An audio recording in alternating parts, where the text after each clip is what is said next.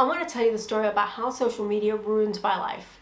Sort of. So it's a complicated subject, but if you don't know me, I love Instagram. I'm always posting about my workouts and my snacks and all the fun things that I do each day because I treat social media, and specifically Instagram, like a scrapbook of all the fun things I enjoy and things that are happy and fun. And I put them all in my little scrapbook for me to look back on and be like, oh, I had a great time that day. And it's great. But there is an unforeseen side effect of social media, and that is that it's not my scrapbook. Everyone can see it, everyone can have an opinion on it, and not everyone is so happy that I'm living my hashtag best Instagram life. Social media has cost me a lot. It's cost me self-esteem, it's cost me confidence, it's cost me friendships, it's cost me many things, and I blamed social media for a while and all of its side effects like overwhelm and FOMO and comparison and so many other things. And the thing is, I can't blame social media, because I'm the one who's torturing myself, and I was the one who had to take a break and I ran away. But the problem was I ended up missing social media. I have certain friends on certain channels that I talk to only through that. So I have a snack buddy on Instagram, and all we do is talk about the snacks that we do, and I miss that conversation. So I had to come back onto social media, and if I was gonna come back, I was gonna come back much safer and much healthier, and I wasn't gonna drive myself insane doing it. So this is the story of how social media ruined my life, and here's what I did about it. Hello everyone, and welcome to the Lifehack show, where we help you live your best and fullest life. I'm your host Jade, and today we're going to talk about social media. The big, scary, overwhelming topic of social media that would take 5 videos, but we've only got 15 minutes, so I'm going to talk to you about 3 massive side effects that come with social media and what we can do about it. There are so many wonderful things that come with social media. You can reconnect an owner with his lost pet, you can find friends that you haven't spoken to in 20 years, you can find communities of people who really get you, like here at Lifehack, like we get you and we understand. You can start movements, you can fundraise to save a child's life, you can do so much, and technology is only getting more and more advanced. There is a flip side to this. Social media is designed to be addictive, and there is a price of being so connected all of the time. You're always available, and technology is advancing fast, so fast, too fast for our little brains to keep up with. Social media is wonderful, but it is also ruining our lives. But that is why we are here, because we are going to turn our problems to an advantage, because we are going to learn out who our enemy is so that we can defeat them. So we're going to talk about the 3 main problems that come with social media. If you are enjoying this video, please give it a like. And if you do want to subscribe to our channel, we put out content every single week to help you live a happier and fuller life. Let's talk about overwhelm, because overwhelm is one of the huge problems that comes with using social media. We process so many bits of data a day, and now that we're constantly scrolling on social media, we are constantly absorbing more and more information, and it's becoming too much. And I don't know about you, but I feel like overwhelm is the worst kind of feeling. It just ruins my life. It makes me unproductive, it makes me miserable, and it makes me feel like I'm drowning. I know as soon as the overwhelm hits, that the stress levels go up, anxiety goes up, I become less productive, more nervous, and then I start spiraling until all of the bad thoughts start creeping in. So it's just like a downward spiral. There is an easy cure to feeling overwhelmed, and that is taking miniature mental breaks every now and then. Now, I say meditation a lot, but I don't always do the meditation route. Sometimes I'll just throw my phone across the sofa and look out a window and see a handsome tree and go, what a handsome tree, and then admire nature for a bit. Or I might have a meditate, I might have a nap, I might sit and practice gratitude, or I might daydream about what superpower I would have and why it always for some reason would be retractable bat wings. Like, I have all the options. Or I might sit and make sea glass mandalas. So I sit and I'll just make things that don't require any mental capacity at all, but it requires all of my focus on my fingers. And that makes me feel so much better because I feel rested. Take breaks.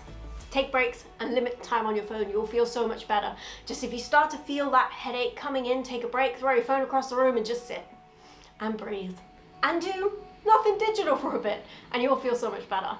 That's number 1. Let's move on to 2, the big problem, disconnection.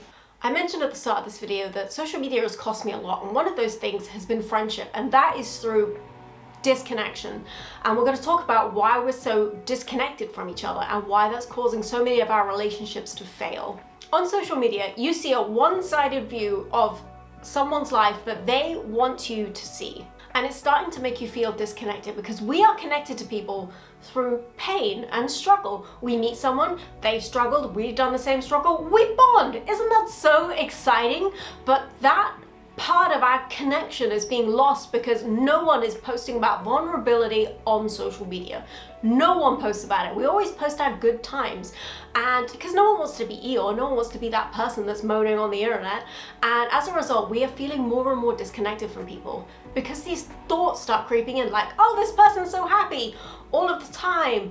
Why are they so happy? I don't feel really happy at the moment. I'm really struggling. This is not fair. What am I doing wrong? Why am I so bad? Spiral. Or that person's got a promotion, they're achieving so much, that's so exciting, I've not done anything recently, I feel like shit. Spiral out of control, and we start to feel disconnected from the people that we know. But the problem is that they're people and social media is a picture. Do you remember, like, back in the 90s, you used to go on holiday with those disposable cameras and someone would come over with like 30 prints and be like, and this is my holiday, isn't it great? It's kind of like that. Social media is just your aunt coming over and showing all of our holiday pics off in the 90s, but then that's not the whole picture. It's just a snapshot of a moment, and people are people. People walk around and stub their toes on the corner of coffee tables. Or they walk around and spill their tea on a rug and look around to make sure no one's noticed and then run away and blame somebody else. Like, people are so complex. We have so much more going on than the small snippets that we post on social media, and people forget and feel like their social media is their whole life because that's all the information they're getting, because we are not connecting anymore, because we're not talking or sharing vulnerability or talking about what's going on in our lives. We're only like, oh, look at me, I'm doing great, because that's what everyone else is doing and no one wants to be that person.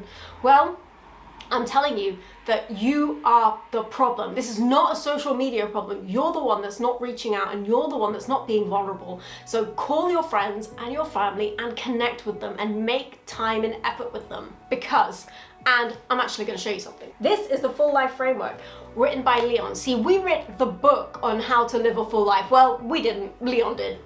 And in this, he's got 6 things that are very important to living a happy, healthy life. And number 2 is family and relationships. And you need to connect with your family more, and you need to stop letting social media disconnect you and make you feel like you're alone. Social media crumbles at the very foundation of our relationships, making it feel unreal and unstable. But we make that choice to allow it. We're the one that aren't reaching out and being vulnerable on social media. We ruin our own lives by not fighting this thing. We have to reach out and feel more connected to people, because it is ruining our lives and our friendships and our relationships. You need to connect in the real life, and it can be digitally as well. You can just text your friend and actually talk to them instead of just pretending everything's okay. Reach out for support and help if you need it, and understand that social media isn't reality. It's just your aunt's holiday photos. And you need to go and talk to your friends. And I don't know about you, but just because, like, we've had COVID and lockdowns, people are getting more and more disconnected because they're only talking to their friends via their social media, and their social media is their view of them, and it's not real. It's a photo. So go talk to your friends. Thanks. The third thing that we're going to talk about today, which is the big thing, is dopamine addiction. Social media is designed to keep us addicted, and I don't know about you, but sometimes it feels overwhelming, and because it's such a habit, like, even if I delete apps, my thumbs will move to the place that it is and then find ways to get on social media. So here are some things to help you fight the dopamine addiction. So hands up, how many of you check your phone to wake up in the morning? Like, to actually wake yourself up? Because I do that all the time.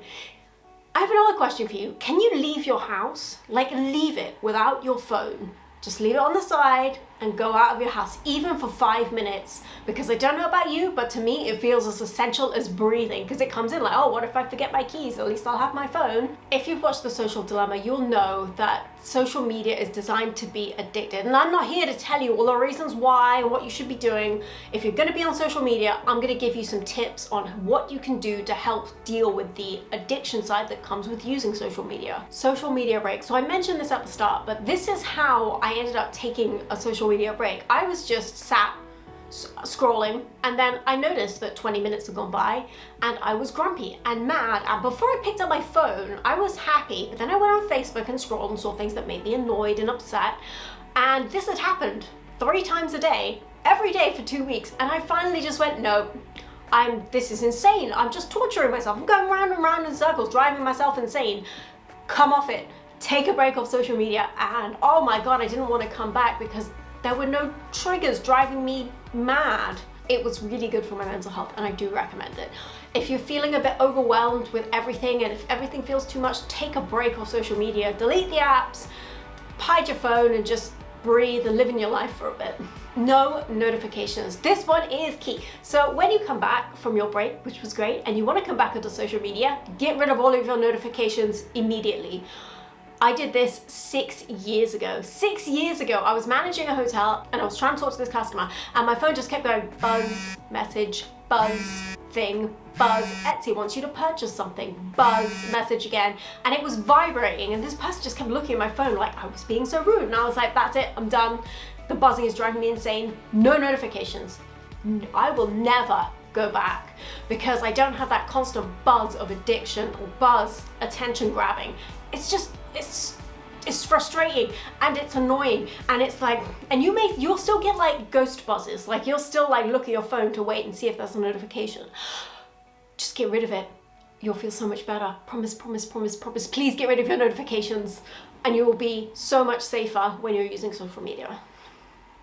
And it will stop with the overwhelm. Bonus! Deleting certain apps. Let's talk about the fact that you have like 7 social media apps. Now, do you really need 7? Because the problem is you go open one, like you go to check your Instagram, and then you're like, well, I'm here, might as well check Facebook and Reddit and Pinterest and Twitter, and then 30 minutes have gone by and you're like, wow, I've done nothing with my life. So I limit the amount of social media apps that you have on your phone. So I only have Facebook and Pinterest on my laptop only, and then on my phone I have Instagram and direct messaging apps and shopping apps, and I think that's it. And YouTube, of course, YouTube. It will just help you stop scrolling, and you don't need to be on so many different apps. Find the ones that you love the most and keep them on your phone and out of your hands most of the time. Use your biology. Did you know that if you leave your phone on the other side of a room and you're sat on a comfy couch, you will not be bothered to go get it, and it will keep you off your phone?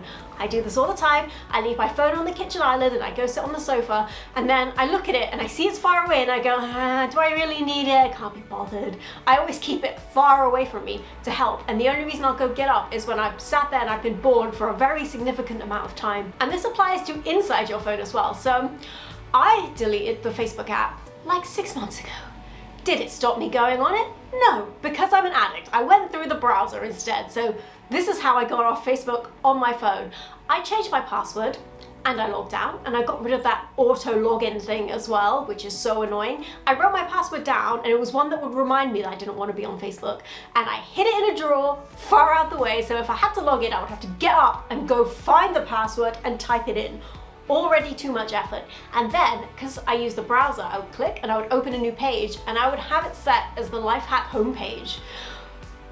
I thought it was strange too, but then I did it, and every time it would pop up, it would remind me that I wanted to be better, and I didn't want to scroll on Facebook, and there was nothing urgent on Facebook that I needed to see or do, and if there was, I could go on my laptop and go look at it. The thing about the Lifehack homepage is there's loads of really cool, interesting articles to read, so I'd just pop up and there'd be a really cool article. I'd be like, oh, I'll just read that instead. So at least if I'm wasting 30 minutes of my life, at least I'm learning something interesting and new. That's what I did, and it works fantastic for me. Delete phone games. Delete them. Just delete them. Don't even argue with me. I can hear you being like, but I like my Candy Crush. Get rid of it. Don't waste my time. Finally, let's talk about filling your life with actual fun. Because a part of the problem is we get so much dopamine from our phones, we're not getting it from anywhere else in our life. So we need to fill the rest of our non-virtual lives with fun to replace the Candy Crush addiction.